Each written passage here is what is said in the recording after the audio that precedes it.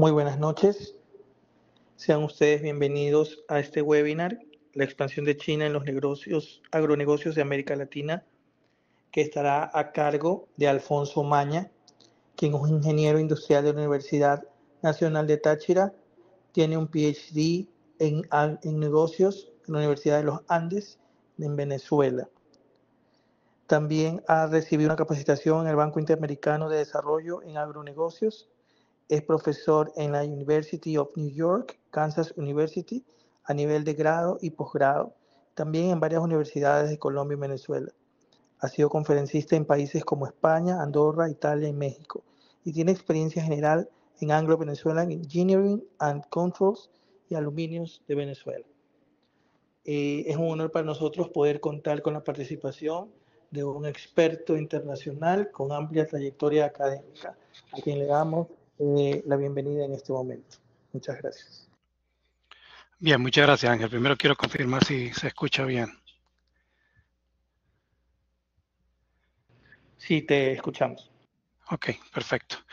Bueno, muchas gracias a todos y bienvenidos a esta sesión. Quiero agradecer a UES por la invitación, a Ángel, al doctor Vanoni por tenerme acá y yo, bueno, complacido en poder facilitar toda la información que esté a mi alcance para actualizarnos en estos temas, para introducirnos en estos temas de cara al diplomado. Lógicamente vamos a ver los temas de una manera más como información general, porque luego ya durante el transcurso del diplomado entraremos en el análisis del sector, en lo que corresponde, digamos, en la aplicación de la teoría a este mundo, a cerrar la brecha entre la teoría y la práctica en este mundo de los agronegocios, de lo cual se está discutiendo tanto hoy en día, sobre todo por garantizar la soberanía alimentaria de los pueblos, ¿no? Que suena un tanto redundante, pero que es una realidad. O sea, vemos cómo principalmente en Ecuador y en Brasil, en Latinoamérica, para hablar del caso latinoamericano, tanto la Unión Europea como el Departamento de Estado de los Estados Unidos, como el fondo chino están interesados en invertir, están invirtiendo, mejor dicho, en Latinoamérica, especialmente en estos países,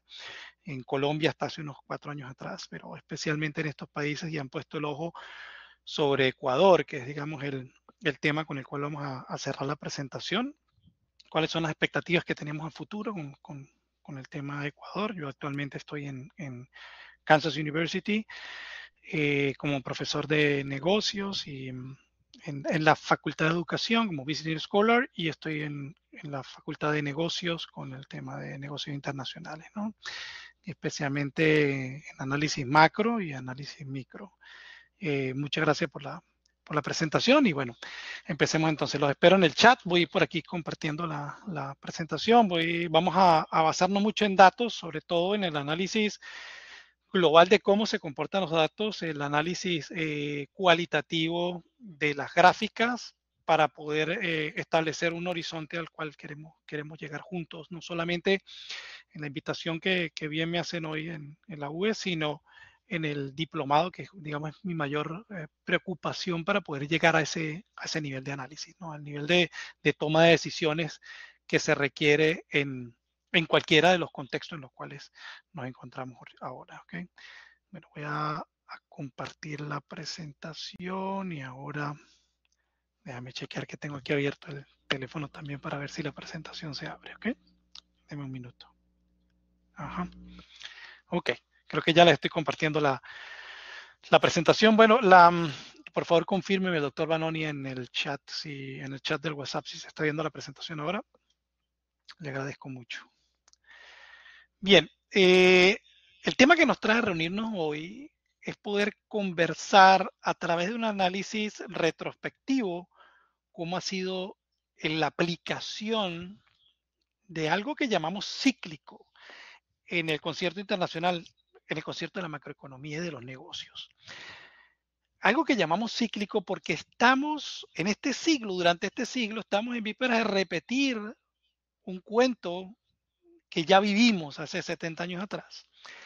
Y estamos aplicando el reconocimiento de un comportamiento que se adapta más a los temas de complejidad, como lo plantea el comportamiento resiliente de la mariposa de Lorenz, en el cual ocurren los mismos eventos en contextos diferentes y lo que hemos hecho en el mundo ha sido adaptarnos a ese nuevo contexto emergente con la misma fórmula de los últimos 100 años.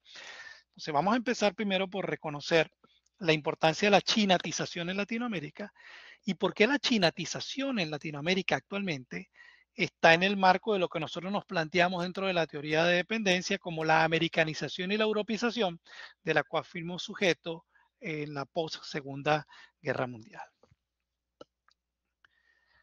Bien, cuando vamos a empezar a hablar de este tema, a mí siempre me gusta hacer un repaso, ¿no? Un recorderis acerca de dónde estamos parados y hacia dónde vamos. Durante el siglo pasado, nosotros en el desarrollo de Latinoamérica, la teoría del desarrollo latinoamericano nos lleva alrededor de estas 4 estadios o de estos 4 pasos, ¿no? Hablamos posterior a la Segunda Guerra Mundial de la teoría de la modernización, posterior a la teoría de modernización, entonces se crea la teoría de la dependencia con los estados de centro-periferia. Luego viene entonces la teoría de los sistemas mundiales y tenemos ya 20 años de ahora y 10 años del siglo pasado, 30 años hablando de los fenómenos de globalización, hablando bien o mal de los fenómenos de globalización.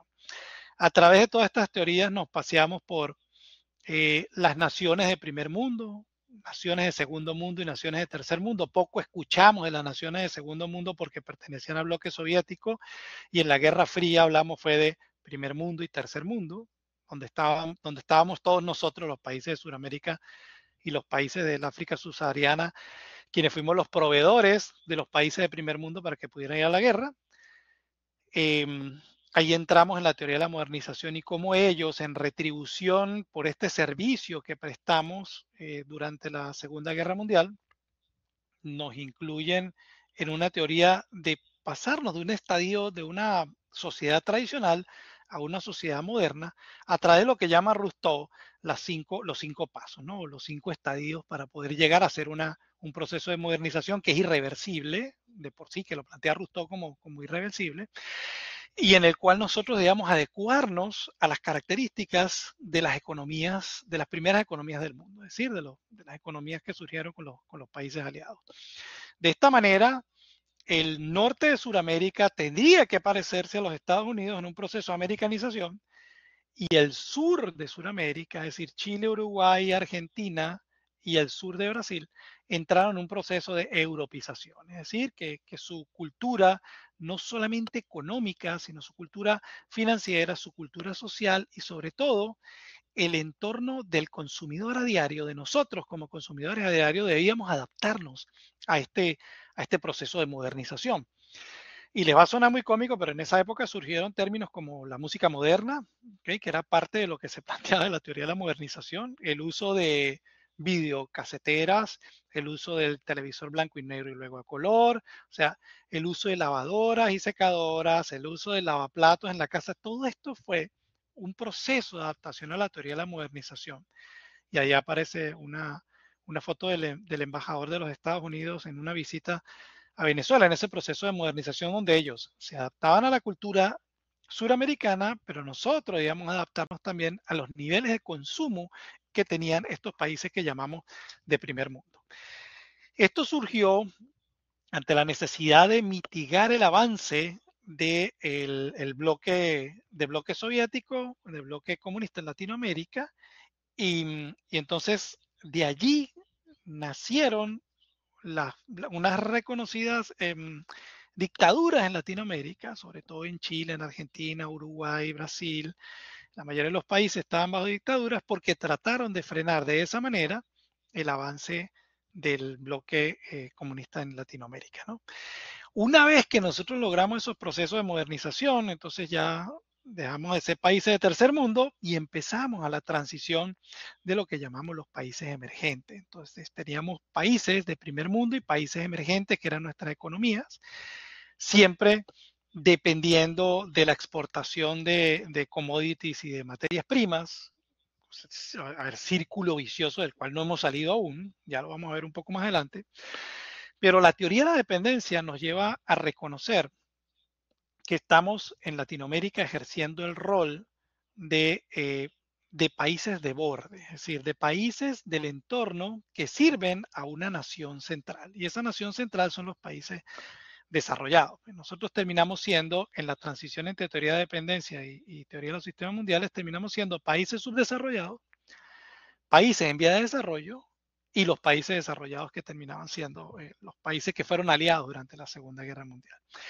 Entonces, esta teoría de la dependencia, planteada por Raúl Prebisch y Fernando Enrique Cardoso, quien posteriormente fue presidente del Brasil, pero Raúl Prebisch, que fue profesor de la Universidad de Buenos Aires, planteaba una dependencia de nosotros, que éramos las sociedades del entorno, las sociedades del contexto, los países de contexto, teníamos una alta dependencia por las exportaciones a lo que se llama los países de centro. Entonces la teoría se fundamenta en algo que se llama los países de centro y los países de periferia. Los países de periferia proveíamos materias primas a los países de centro, quienes nos devolvían los productos terminados a un costo muchísimo, muchísimo mayor, ¿no? Nosotros durante la Segunda Guerra Mundial, y gracias a ese apoyo que dimos a los países de primer mundo, recibimos mucho de transferencia tecnológica y conocimiento y nos permitió crecer económicamente. Y luego que crecimos económicamente durante la Segunda Guerra Mundial, surgió la necesidad de los países de primer mundo de tratar de ejercer un control sobre quienes fueron sus proveedores, y hasta que se generó la teoría de dependencia, que también se surgió entre Brasil y Argentina, y nos dimos cuenta, bueno, que éramos países de periferia sirviendo a países de centro. Esto no es muy lejano lo que está pasando con China, y lo vamos a ver ahora más adelante. Ya Mariux Mejía está levantando la mano, déjame abrir acá el chat y voy hablando y voy poco a poco dándole respuesta. Bien. Luego viene entonces la teoría de los sistemas mundiales. En la teoría de los sistemas mundiales, entonces, bueno, hablamos de países avanzados, de países que tenían capacidad de transformar sus materias primas en los países y exportar a las naciones de avanzada productos semielaborados. Y empezamos a tener un crecimiento, una industrialización importante, con una transferencia de tecnología y una transferencia de conocimiento. Y empieza entonces el juego de las multinacionales y las transnacionales en los países de Sudamérica. Importante, sí, importante. La transferencia de conocimiento y de tecnología llevó a que recibiéramos becas para poder formarnos en las mejores universidades de Estados Unidos, principalmente Estados Unidos e Inglaterra, sobre todo enfocado en la industria de la energía, en la formación de ingenieros petroleros, ingenieros petroquímicos, pero muy poco hacia el sector del agro, que fue una preocupación que planteó Arturo Pietri alguna vez, un escritor venezolano, que decía que había que sembrar el petróleo. Sembrar el petróleo significaba que había que tener una inversión importante, que si bien estamos recibiendo recursos de la explotación de recursos naturales, esos recursos había que inyectarlos en la producción agropecuaria y en la producción de agua dulce, de agua fresca, es decir, de uno de los combustibles más importantes del mundo hoy, cuando España está en plena sequía, cuando Italia está en plena sequía y está necesitando este líquido vital para producir alimentos. Luego, en los años 90 entramos en el fenómeno de globalización. Los años 80 fueron maravillosos para nosotros porque fue un crecimiento económico brutal, pero al final de los 80 teníamos tantos productos disponibles en casa que empezó a caer la demanda. Y entramos en una crisis que llamamos la crisis del neoliberalismo a principios de los 90. Esa crisis del neoliberalismo nos llevó a tomar medidas económicas, a endeudarnos aún más con el Fondo Monetario Internacional para tratar de cubrir las necesidades sociales o los proyectos sociales que teníamos en Latinoamérica, y nos lleva a un constante ciclo de refinanciación con el Fondo Monetario Internacional, con proyectos para desarrollo de infraestructura. Digamos que durante los años 80 el fenómeno de globalización ya se ponen las cartas sobre la mesa y hablamos de países emergentes y hablamos de países de economías avanzadas, o países que son sujetos de globalización, que eran los países emergentes. ¿Qué países están en capacidad de participar en este negocio global y con qué recursos van a participar en este negocio global? Cuando empiezan a ver la necesidad de darle sostenibilidad, soberanía alimentaria a los países de primer mundo con el tema del diferencial económico, entonces ponen el ojo en el sector del agro en Latinoamérica y empieza a ser importante el café, el cacao, el banano, las hortalizas, la caña de azúcar como, como elemento sujeto de exportación. Y lo vamos a ver un poco más adelante. Entonces, el fenómeno de globalización nos favoreció, sí nos favoreció. El tema está que en el fenómeno de globalización, el acuerdo para el intercambio de mercancías fue desigual. Es decir, estábamos regresando a la época de Colón cuando cambiábamos espejitos por piedras de oro, ¿no?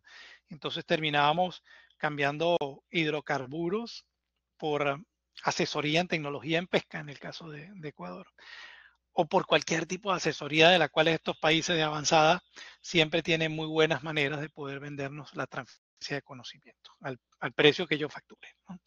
Eso, digamos, es como la introducción a este tema. Y en el fenómeno que estamos ahora, durante este siglo, venía conversando hace un rato con un amigo allí de la universidad y le decíamos, bueno, estamos en la mitad de lo que podríamos llamar el resurgimiento de las potencias mundiales. Y yo insisto en que este fenómeno del COVID, post-globalización, fue un fenómeno creado por la pugna del poder mundial entre 6 países, ¿no? Entre esos Estados Unidos, eh, Inglaterra, Alemania, la India, China y Rusia.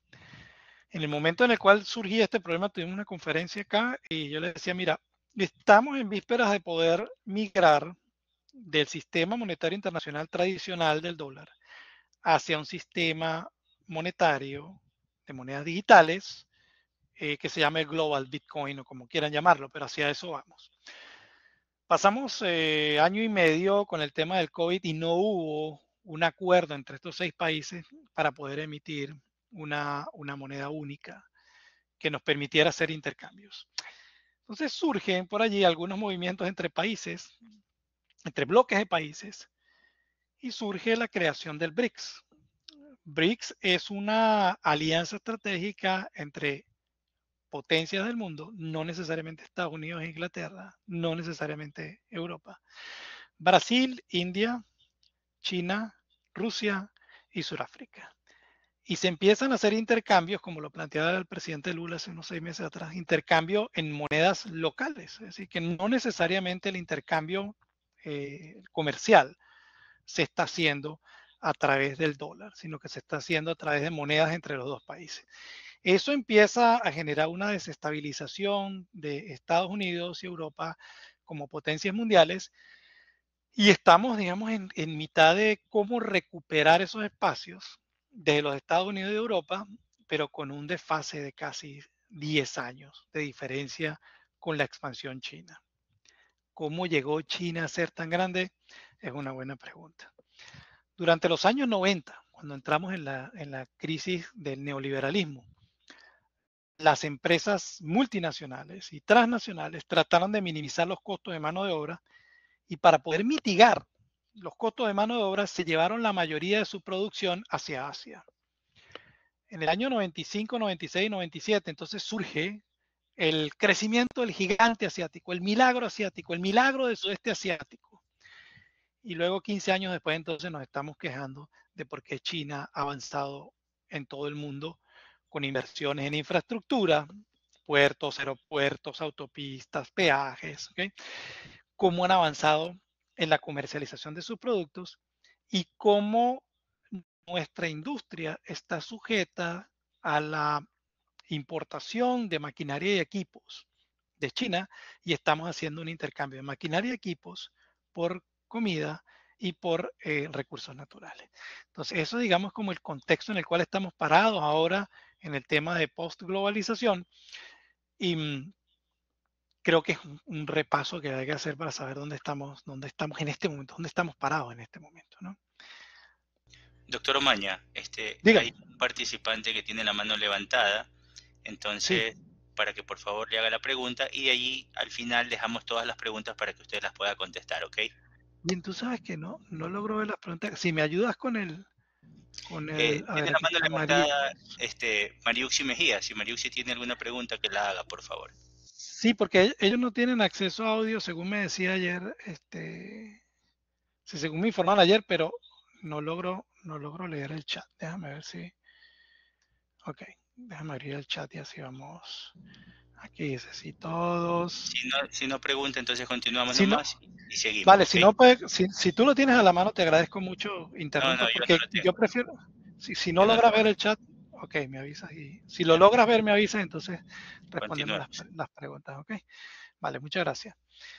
Bien. Ok, entonces lo que estamos viendo acá es cómo el fenómeno de la teoría de modernización, que es una teoría que estamos planteando entre el doctor Bannon y yo, está resurgiendo en este siglo a través de la chinatización.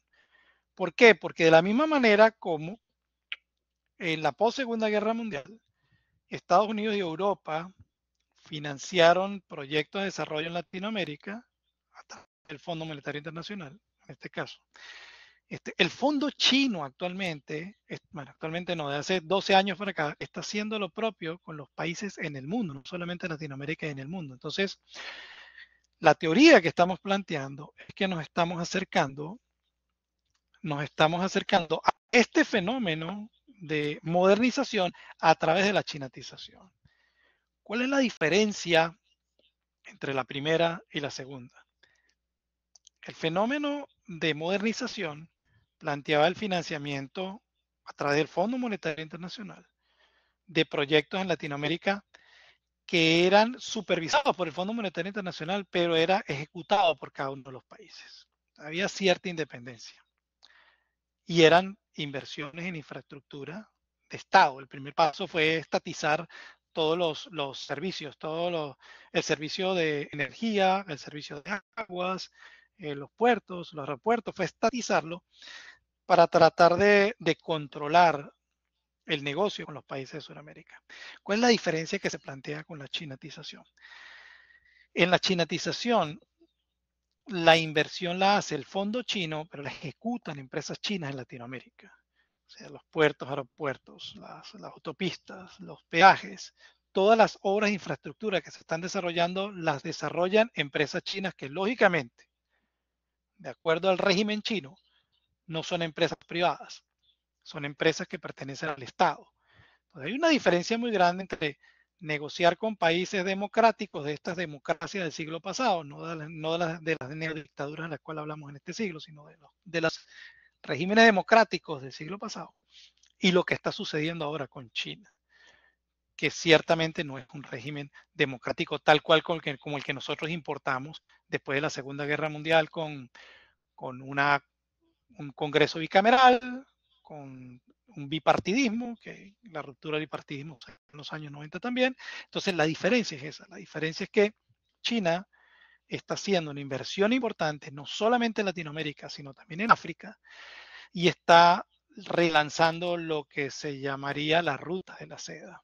Está conquistando todos estos espacios a través de inversión en infraestructura y que el paso siguiente, que nos parece bien peligroso al doctor Banoni y a mí, es que la próxima inversión va a ser todos los productos y servicios que quisieran transitar por las carreteras, por los puertos y los aeropuertos que nosotros tenemos a cargo, diría el gobierno chino, deben tener alguna participación de las empresas chinas. Y como sabemos, no es alguna participación de las empresas chinas, sino alguna participación de las empresas chinas que pertenecen al gobierno de la República de China. Entonces, esa es una de las preocupaciones que nos trae a nosotros. Si tienen alguna pregunta, díganlo. Ok, perfecto. Sí, yo estoy ahí también observando el chat.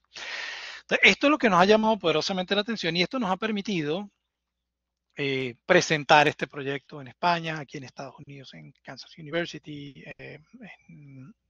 en Yale, que lo presentamos hace 6 meses atrás, y estamos como tratando de sembrar conciencia en los centros de estudios latinoamericanos en la universidad en Estados Unidos, y a través de ellos poder impactar a las universidades de España, las universidades en Inglaterra, las universidades en Alemania a través de la Unión Europea, porque yo creo que nos cogió el tarde, como dicen en Colombia, con este tema de la chinatización. Bien, aquí vemos cómo hay acercamientos con Colombia, hubo acercamientos con Colombia y los hay ahora, acercamientos con el presidente Lazo, acercamientos con la Unión Europea a través de Angela Merkel, que ya no está en el poder, pero siguen los acercamientos de Estados Unidos con la Unión Europea como aliado principal. Y vemos los dos bloques allí, ¿no? Cómo los países se reúnen con Estados Unidos, se reúnen con los representantes de la Unión Europea, pero se reúnen también con el gobierno chino.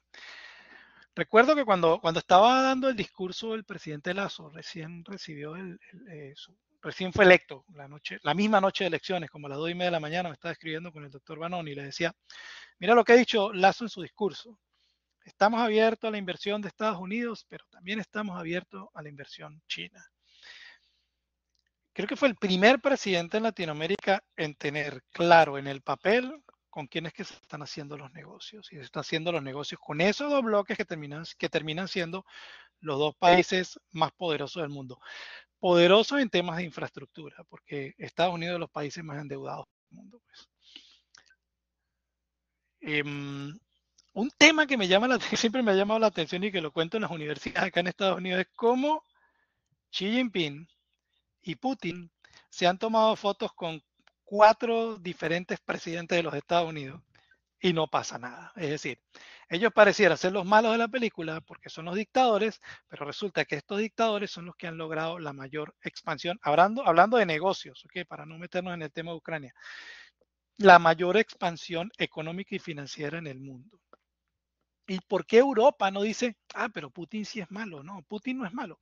Putin no es malo porque resulta que Putin le vende a la Unión Europea el 80% de la energía que consumen. Entonces, por un lado, hay unas sanciones, pero por otro lado, las sanciones no son tan efectivas como la población esperaría que fueran. Porque en definitiva, quien está sufriendo las consecuencias de esto es la población. Acá en las noticias esta mañana decían, bueno, van a subir las tasas de interés de las tarjetas de crédito y los que compramos carro también va a subir. La inflación está casi en el 9%. Yo creo que Biden nunca ha puesto combustible aquí en Estados Unidos porque hace 2 años atrás decía que no se había enterado que el combustible había subido. Y esta mañana justamente dicen eso y a las 10 de la mañana el Departamento del Tesoro se pronuncia diciendo que ha decidido no subir las tasas de interés. Las tasas de interés cuando Obama, para tener una referencia, subieron de 2.25 a 2.75, la tasa de interés del Departamento del Tesoro. ¿Para qué? Para recoger el dinero a la calle y tratar de impactar en la inflación. El Departamento del Tesoro dijo, no tenemos necesidad de subir la tasa de interés ya está en el 7.8, que es altísimo. Digo, no tenemos necesidad de subir las tasas de interés porque consideramos que el fenómeno de inflación se da porque la gente tiene mucho dinero para gastar y nosotros preferimos que la gente siga consumiendo. Eso es parte del sistema capitalista, pues, cuando en realidad las que van creciendo aquí son las cuentas de las tarjetas de crédito en toda la gente a cualquier nivel, ¿no? En toda la población. Entonces, esto me llama poderosamente la atención porque digo, bueno, ¿dónde está la democracia que se vende hacia afuera? Si sabemos que hay 2 dictadores, a través de estos 2 dictadores que está creciendo la infraestructura a nivel mundial. Me parece que el gobierno de Estados Unidos y la Unión Europea terminan estando unos 20 años atrás de donde está Putin y donde está Xi Jinping. O sea, la visión de corto plazo del Departamento de Estado eran 50 años, pero creo que tenemos 20 años perdidos hasta ahora. Bien. En 2021 nosotros tuvimos 2 fenómenos bien particulares donde la economía mundial se puso en jaque. ¿Y quién nos puso en jaque? Entre Rusia y China. Bueno, vamos a ver qué pasa si no hay containers en la época en que celebras en Estados Unidos el Día de Acción de Gracias. Y vamos a ver qué sucede. Entonces empezaron a mover el piso emocional de los países. Y uno de los factores más importantes, lógicamente, para la época del Día de Acción de Gracias, es el fenómeno de los agronegocios. Y cómo el estadounidense, o bueno, los que vivimos acá, tuvimos que comprar 2 y 3 veces por encima del precio de los productos de agro que se producen acá en Estados Unidos por la escasez que generó la crisis de los containers. Esto es, digamos, como un paseo de por qué estamos donde estamos y por qué el fenómeno de la inflación también. Y esto es como parte de un cuento muy largo donde se firman acuerdos que en el corto plazo benefician al gobierno, pero no terminan por beneficiar a la población, ¿no? Entonces nos dimos cuenta, bueno, que sí, no tener containers es un problema, que los containers estuviesen todos en China también generaba un problema porque le dio el poder a China, el poder logístico a China. Y luego cuando China decidió liberar los containers, entonces tuvimos el puerto de Los Ángeles, el puerto de Miami, el puerto de Jacksonville y el puerto de Nueva York bombardeado de mercancías que no teníamos cómo manejarlas, pero con un costo de envío muchísimo más alto que los anteriores. Es decir, se genera la escasez para jugar con el precio, ¿no?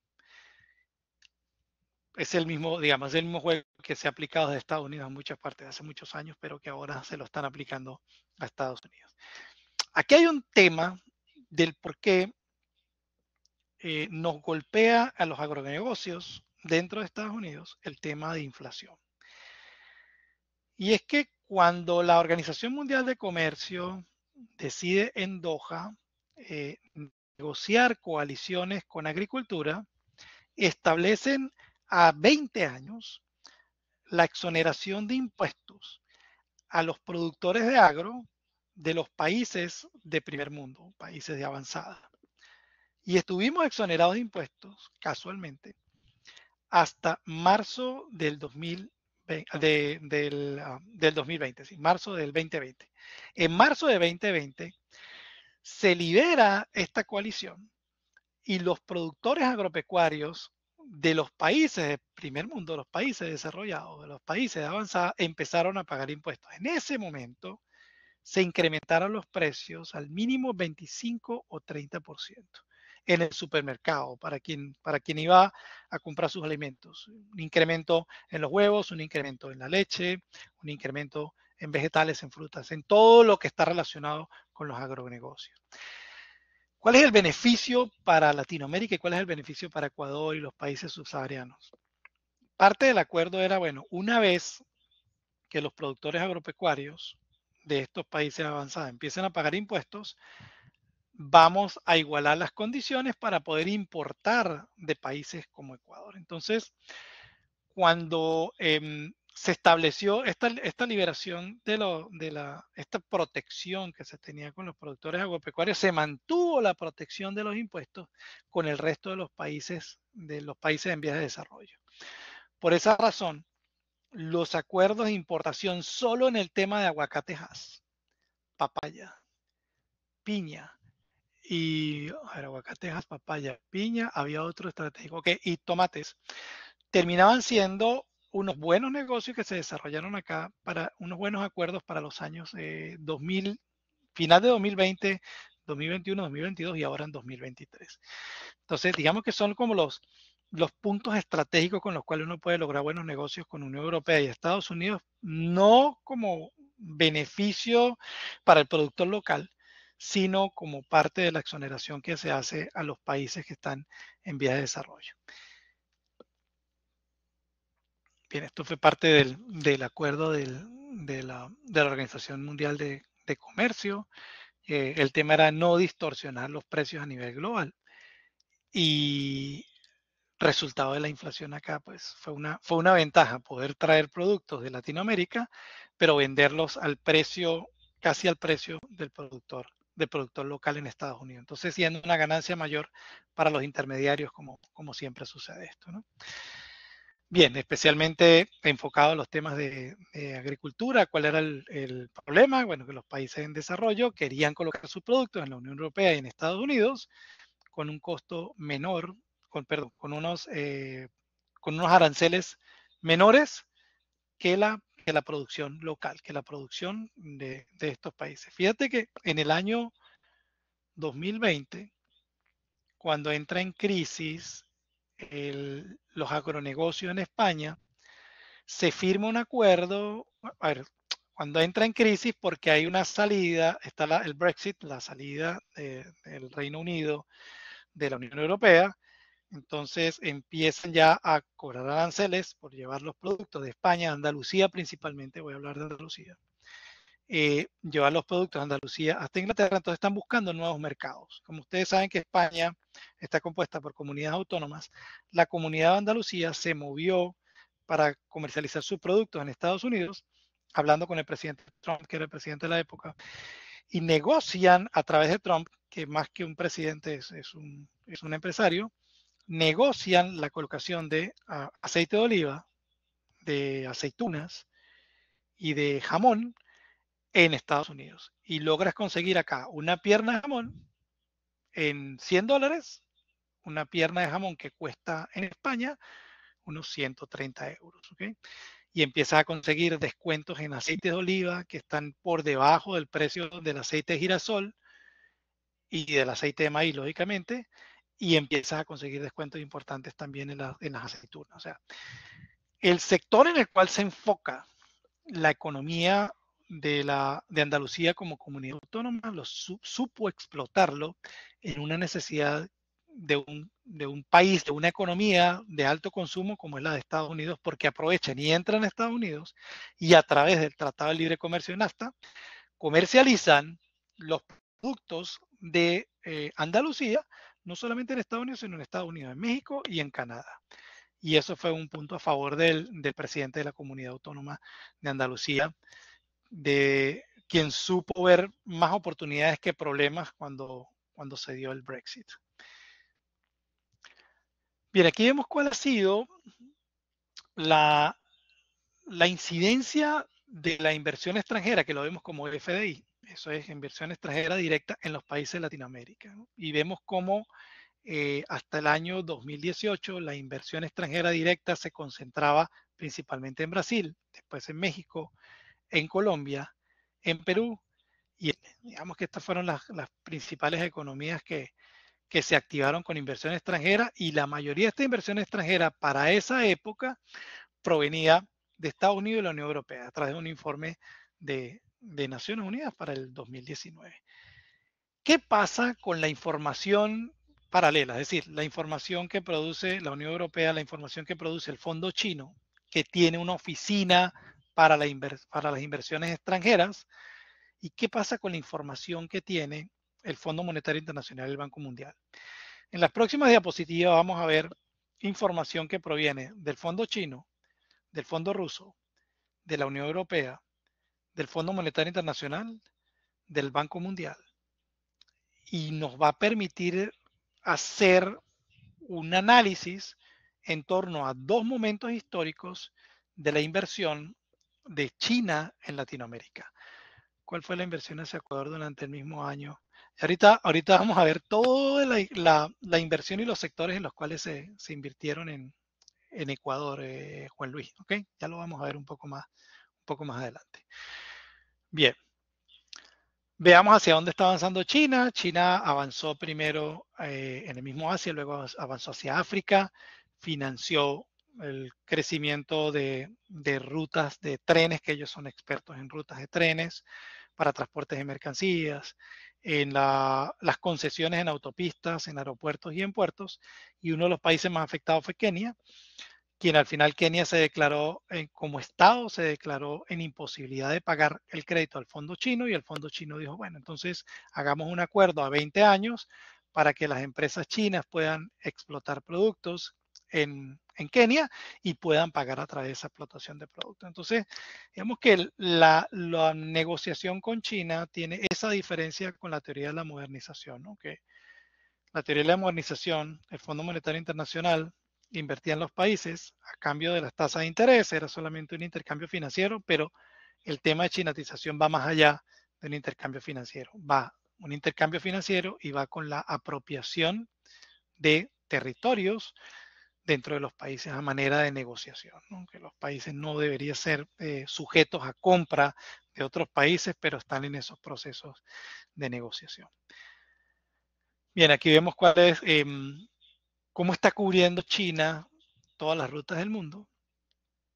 Esto para 2018, ¿okay? Un poco para ir haciendo el recorrido de acuerdo con lo que planteaba The Guardian, antes del COVID, y ya tenían, digamos, 18 años creciendo y era es casi ya imposible tratar de detenerlos. Yo creo que países como yo pongo el ejemplo de Estados Unidos porque estoy acá, vivimos con las noticias que no nos muestran la realidad de la economía mundial, sino que nos termina mostrando lo que les interesa a los medios de comunicación, que es que Estados Unidos sigue siendo la gran potencia mundial, cuando realmente no es así.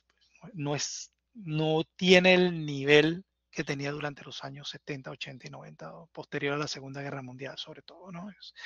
Es preocupante porque en definitiva la gente vive acá en Estados Unidos con un nivel de ignorancia tremendo de lo que sucede en el resto del mundo, pensando que todavía Estados Unidos es el que maneja el orden mundial, y eso ya dejó de ser así desde el año 2000, desde que empezó este siglo. Bien, aquí vamos a ver dos momentos particulares de la inversión china, 2008 y 2016. Ya ahorita leo al final lo que me van comentando, ¿ok? 2008 y 2016 son dos momentos importantes para la inversión. En 2008, China invierte en la transferencia tecnológica y de conocimiento a países en Latinoamérica, y en 2016 hace la inversión extranjera directa, no a través de montar plantas desde cero. Hay dos maneras de hacer inversión extranjera directa, ¿okay? Una es montando la planta desde cero, que se llama Greenfield Investment o inversión en campo verde, y la otra es a través de adquisición. La teoría de la modernización se orientó hacia el Greenfield Investment, es decir, hacia la inversión en campo verde, crear plantas, la planta de General Motors, la planta de Bridgestone, las plantas de Ford, las plantas de Goodyear, pero la inversión de China, el proceso de chinatización va más allá de eso, fue hacia la adquisición de las empresas que ya estaban establecidas. Esa adquisición de las empresas que ya están establecidas, digamos, pone más en vulnerabilidad las economías locales, porque la inversión es solamente una adecuación para la producción y ya tenían vía libre a través de la infraestructura que habían invertido durante los 8 años anteriores. Entonces, este es como el primer comportamiento del comercio en China. Fíjense que la línea azul que representa las exportaciones de China hacia Latinoamérica, en principio hasta el año 2008 era muy bajo. Del año 2008, que fue la primera inversión que hicieron para el desarrollo de infraestructura, empezó a crecer porque habían alianzas estratégicas con empresas locales que luego en el año 2016 terminaron por comprarlas, y nos damos cuenta cómo es el crecimiento entonces de las exportaciones de China hacia Latinoamérica, produciendo en Latinoamérica bajo licencias chinas como productos chinos y exportando hacia los países donde están produciendo como modelos de negocio de exportación. Vemos la balanza comercial, como la balanza comercial, que es la línea verde, estuvo creciendo hasta el año 2008, luego se va al piso porque China pareciera que está importando más de lo que está exportando, y vemos cómo las importaciones de China crecieron desde Latinoamérica, sobre todo posterior al año 2008, y de una manera, con una tendencia mayor a partir de 2016, debido a la producción, debido, yo no diría el secuestro, diría debido al resultado de la adquisición de las empresas locales. Esa es como la manera correcta de poder afirmarlo. Ana Montserrat, tengo entendido que por medio de la embajada china existen programas. Sí, como no. Ahorita al final lo vamos a ver, que la embajada china, la Cámara de Comercio, hay dos cámaras de comercio en Ecuador, la Cámara de Comercio China y la Cámara de Comercio de Shanghái. A través de ellas, cada país tiene su Cámara de Comercio china, la Colombo China, la Chileno China, la Brasileño China, pero a través de ellos se puede asistir a talleres de cómo desarrollar negocio en China, que son bien interesantes. He estado por ahí en un par de ellos. Bien, déjame avanzar acá y luego voy con el resto de los comentarios. Bien, importaciones de China desde Latinoamérica. ¿Qué les estamos vendiendo a China? ¿Qué estamos llevando desde Latinoamérica hacia China? ¿Qué está pasando después de la primera inversión, la primera avanzada de inversiones chinas y de la segunda avanzada de inversiones chinas?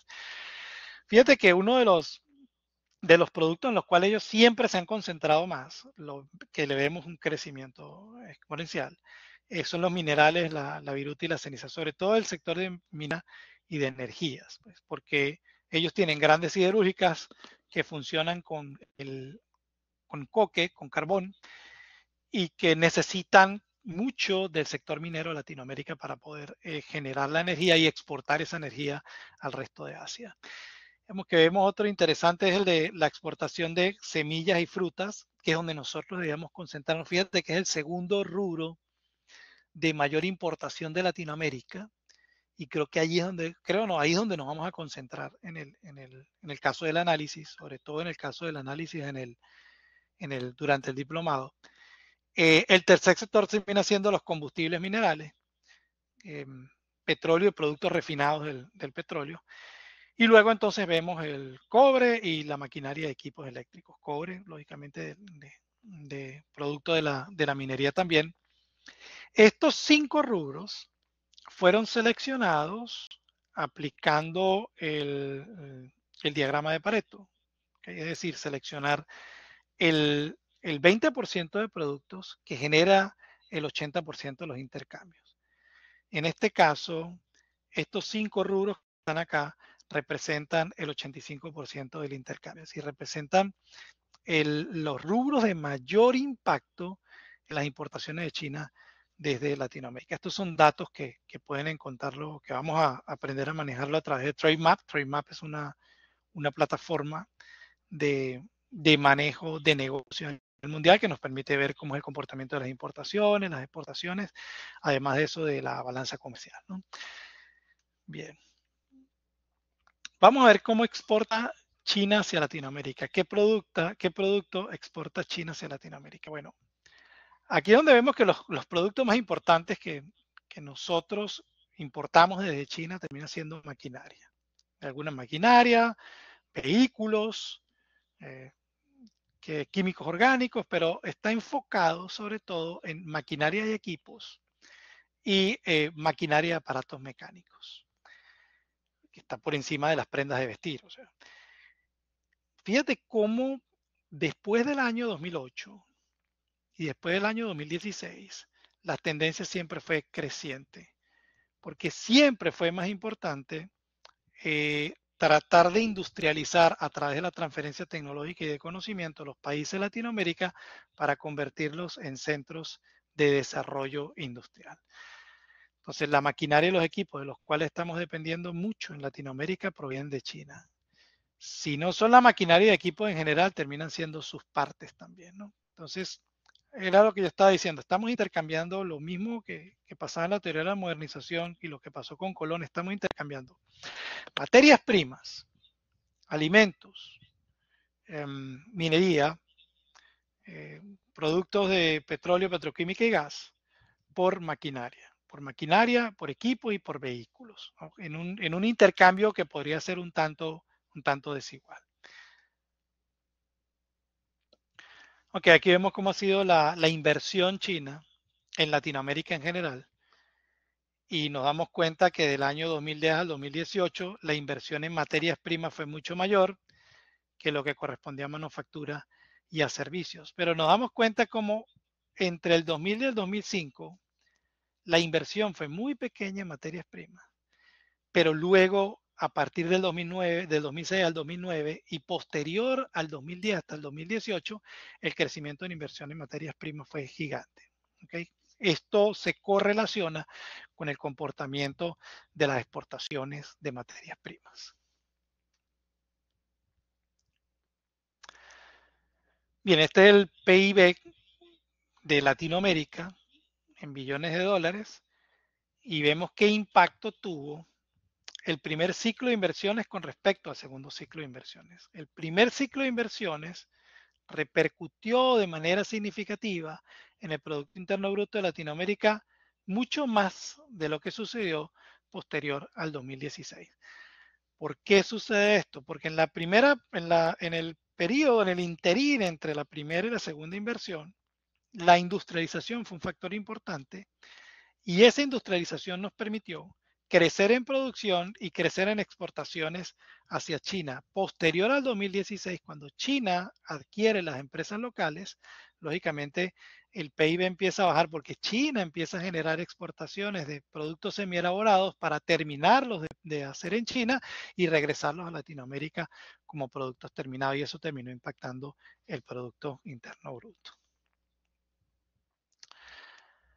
Bien, hay uno de los propósitos de la inversión extranjera directa es generar empleo, generar un crecimiento en el PIB y generar empleo. Este cuadro que estamos viendo acá nos hace una comparación en la cual incluimos el acuerdo de BRICS y nos damos cuenta cuál es la relación de empleo-desempleo. Lo que vemos en color amarillo, mostaza, y lo que vemos en color azul es la relación de desempleo, y lo que vemos en rojo es la relación de empleo que planteaba China. Si bien China para el año 2018 plantea un crecimiento en el empleo muy importante, el impacto tanto en los países que pertenecen al BRICS como en Latinoamérica no fue tanto como fue proyectado por el gobierno chino.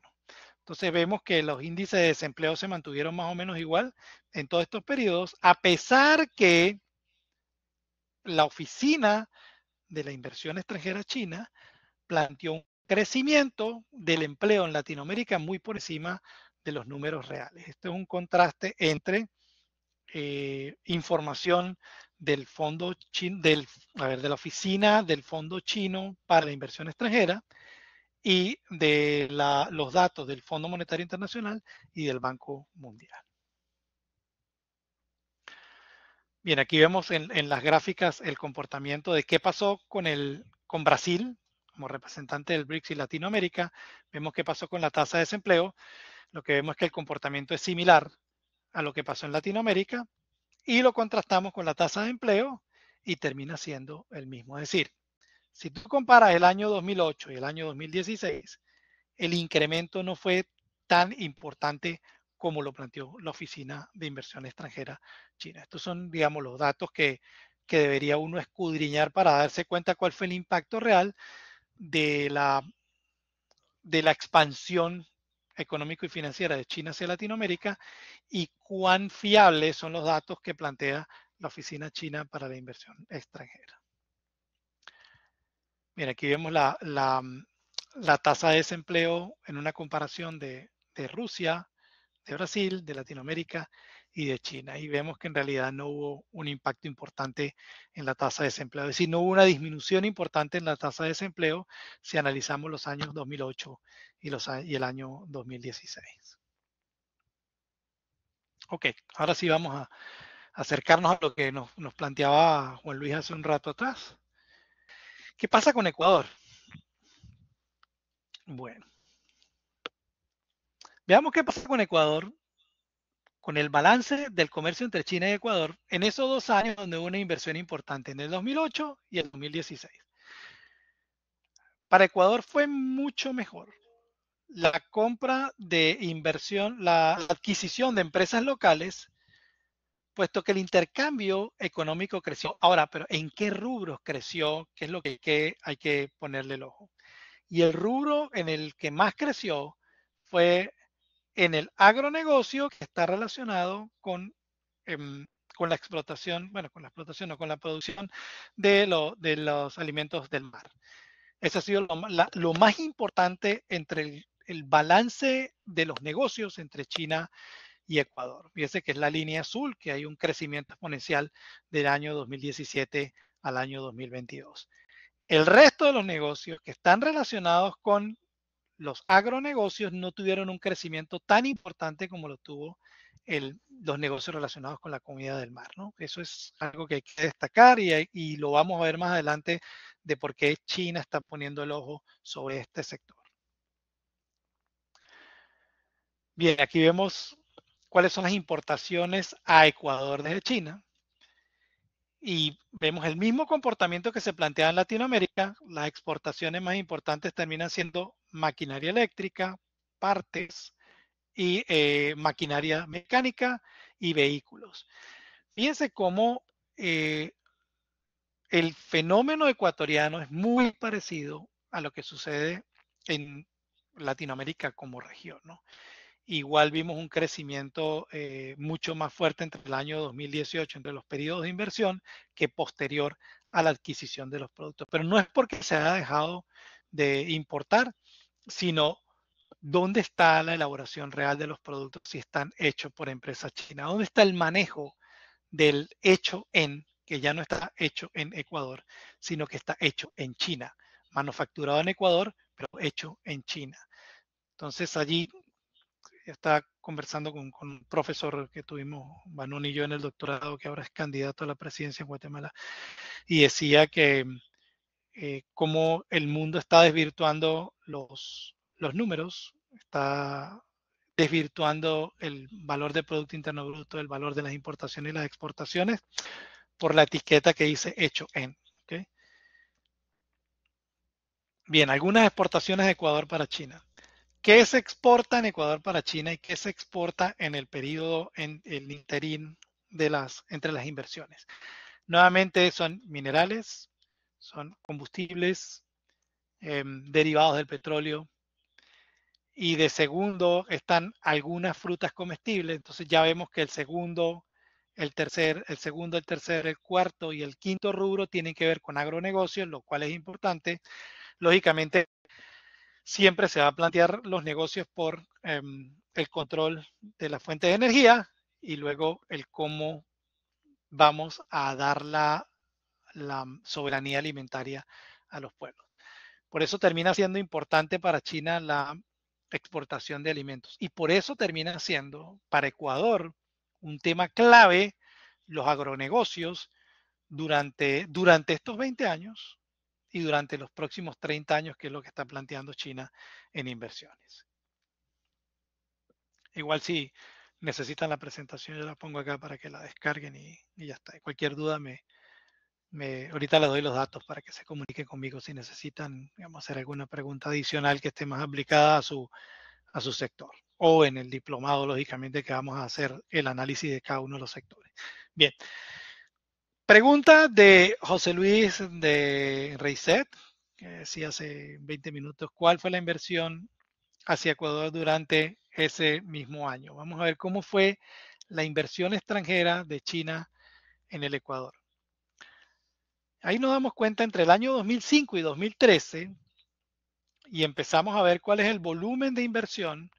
Nos damos cuenta que el 57% de la inversión en Ecuador en ese periodo entre 2015 y 2013, que es donde estamos hablando del primer ciclo de inversiones en 2008, fue el país de América completo, de Norteamérica, Centroamérica y Latinoamérica, donde hubo mayor inversión china. Y dice el texto que a pesar que Ecuador se encontraba en default, que Ecuador se encontraba con unas deudas importantes, China se muestra interesado en hacer préstamos y hacer inversiones importantes en Ecuador. Y aquí empezamos a identificar en este mapa cómo China hace inversiones no en los países más ricos del mundo, no en los países de mayor consumo, sino que empieza a hacer inversiones en los países que tienen colapsos económicos y que tienen mayores crisis económicas en el mundo, que es tal cual lo que estamos viendo en el mapa en los círculos que son más grandes. Entonces nos damos cuenta cómo los países que son más riesgosos, de acuerdo a la leyenda, los países que son más riesgosos son los países en los cuales los chinos han puesto la mayoría de sus inversiones. ¿Por qué? Porque se dan cuenta que son países que, como son vulnerables, es mucho más fácil penetrar con el tipo de inversión que ellos hacen que una inversión de económico, financiera, pero que le permite también adquirir empresas locales y poder establecerse como productores chinos dentro de los países y poder aprovechar lo mejor de sus materias primas.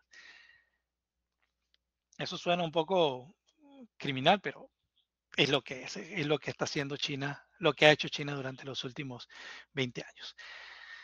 Fíjate en el año 2018 lo que ocurre en Ecuador. En Latinoamérica, la inversión más grande sigue siendo en Ecuador, seguida por Venezuela, y vemos que los niveles de riesgo son mayores que en Chile y que en Argentina. Inviertan en Chile y Argentina, mucho menos de lo que invierten en Venezuela y en Ecuador, porque sus economías para la época eran un poco más estables, pero vemos cómo donde hay mayor riesgo hay mayor inversión. Y por ello toman entonces Ecuador y Venezuela como los puntos de desarrollo. Fíjate, el nivel de inversión en Brasil es muy bajo, a pesar que luego Brasil es parte del BRICS, pero la inversión de China, más allá de estar en un bloque de países, le interesa invertir solo en países que tengan crisis económica y crisis financieras. aquí está, Juan Luis, ¿dónde invierte China? Y a China principalmente le interesa la, la explotación de recursos naturales, la explotación de cobre, la perforación de pozos petroleros, la construcción de plantas hidroeléctricas, la construcción de represas, la generación de energía y luego entonces la producción de los agronegocios. O sea que si nosotros tenemos que sentarnos en una mesa a negociar con la Cámara de Comercio ecuatoriano-China o con la Cámara de Comercio ecuatoriano y de Shanghái, lo primero que hay que respetar es el asiento de al lado para los que se sienten a negociar de energía y luego que negocien la energía, entonces ahí sí podemos sentarnos nosotros a negociar. Aquí vemos un recorrido de los últimos años. 2022. Ecuador alcanza un acuerdo con China para reestructurar la deuda. Reestructurar la deuda. Reestructurar la deuda era lo mismo que veníamos haciendo en los años 80, 90 con el Fondo Monetario Internacional, solo que ahora lo estamos haciendo con el Fondo Chino. 2022. Ecuador logra el acuerdo de negocios con China, que está prácticamente cerrado, decía el presidente Lazo. Luego, en 2023, entonces ahí se preocupa el presidente Biden y dice, no, Estados Unidos se está acercando a Ecuador, porque, a ver, estamos preocupados por la expansión que tiene China hacia Ecuador. Entonces, ahora es que se está preocupando. Y luego en una publicación de mayo de este año, dice que China entra con una profunda atadura en Latinoamérica en un tratado de libre comercio con Ecuador y creo que a esto, estoy seguro que a esto es que nosotros tenemos que ponerle ojo y leer la letra pequeña de cuáles son esos tratados de libre comercio que acaban de firmar Ecuador con China y que esta publicación la hace el Financial Times ahora mismo a finales de mayo. Bien, este es el PIB de Ecuador.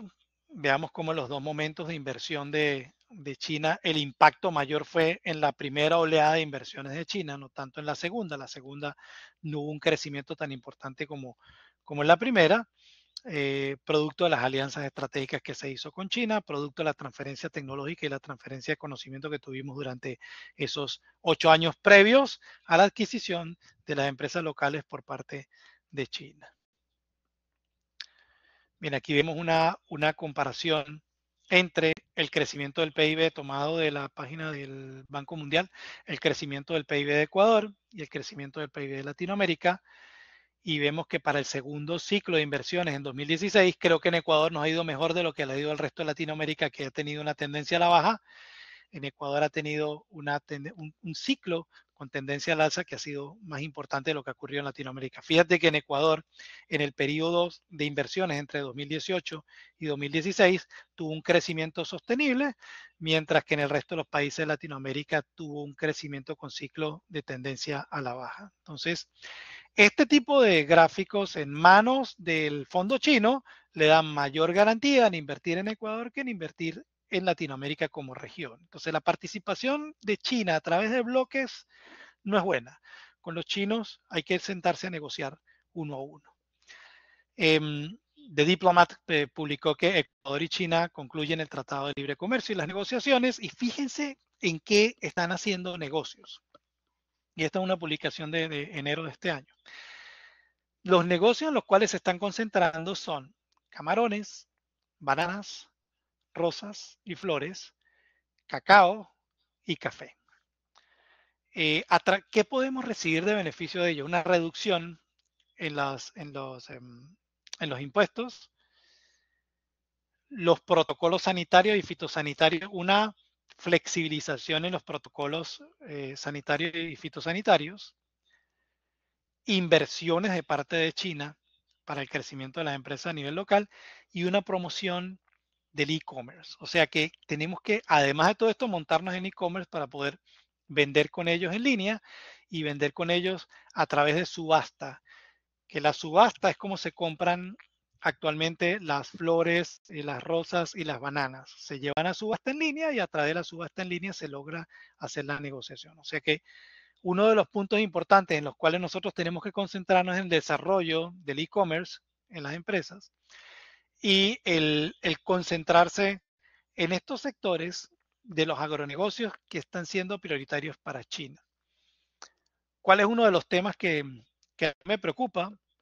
Lo que está subrayado en rojo, que dice que en septiembre de 2022 el presidente Lasso renegoció la deuda con China.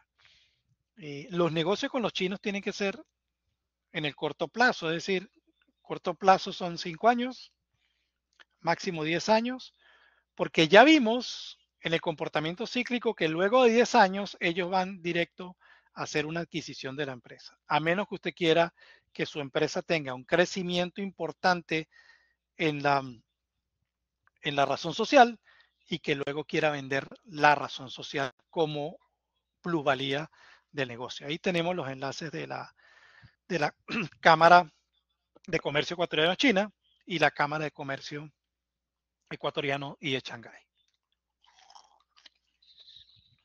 ¿Qué va a pasar en el futuro? Bueno, yo creo que a mí me parece que se hizo tarde para la Unión Europea y para Estados Unidos y que China ya tiene tomado el mundo. Me disculpa que esté tomando agua.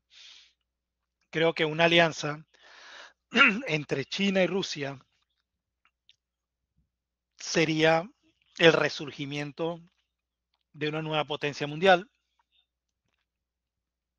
que pondría en jaque la mayoría de las economías tradicionales del mundo y que, quiera o no, este tema del COVID y post-COVID ha sido como el inicio de una nueva guerra comercial en el mundo, con la cual Estados Unidos y la Unión Europea no han encontrado armas suficientes para poder negociar. Creo que las elecciones de Estados Unidos la vez pasada, estimo yo que fue una equivocación no haber reelecto a Trump, que era quien tenía como los negocios más consolidados con China y con Rusia. Creo que se perdió la oportunidad de poder ser parte de los negocios internacionales de Estados Unidos y de alguna manera no ser la potencia mundial tradicional, pero sí pertenecer al grupo de esa élite de tres que estaría conformada por Estados Unidos, China y Rusia. Y aquí hay que empezar a practicar ya, porque no vamos a decir hasta luego, sino ya nos tocará empezar a decir Xia Xian. Muchas gracias. Ahora sí estamos abiertos a las preguntas que deseen hacer.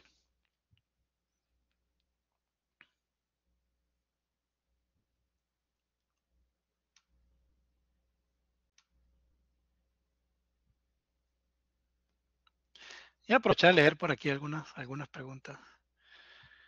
Ok, como decía a José Luis, bueno, José Luis, ya vimos cuáles fueron las inversiones más importantes de FDI. Recuerde que si su compañía está sujeta a inversión china, el corto plazo de ellos son 10 años.